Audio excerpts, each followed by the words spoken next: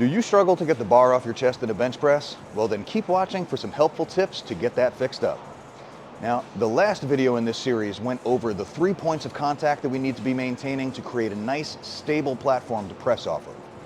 Now, one of the things we talked about in that video was the different feet positions that you'd be able to set up with. Today, I'm going to go over proper foot positioning and how to create leg drive. But first, let's talk about what leg drive actually is. So on a bench press, you want to think about it like the force needs to be meeting in the middle. So this is the middle for us, and that's going to be the middle point of where we're popping the weight off the chest. But what we're doing with leg drive is we have the traps driving down into the bench right here. When we press the weight up, that force is going to go driving down and back through the bench.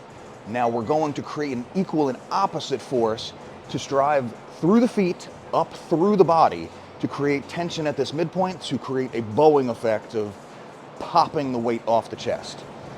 Now let's get set up and show you how this is supposed to be done. So I'll get set up with my foot position with the more advanced setup because that feels better to me, but leg drive is possible to a certain extent with both setups.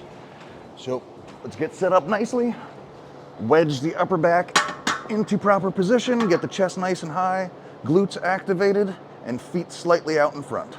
So what I'm going to do is I'm going to control the weight on the way down, and I'm going to be actively loading up through the upper back the entire time to reinforce that stable base.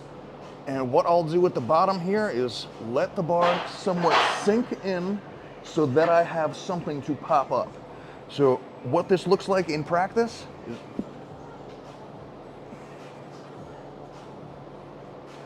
as I'm kicking the feet out, it's getting the lumbar spine to push up through, creating tension through the midline, and as I'm pressing up and out, it's equalizing that force and allowing the chest to rise with a whole lot of tension.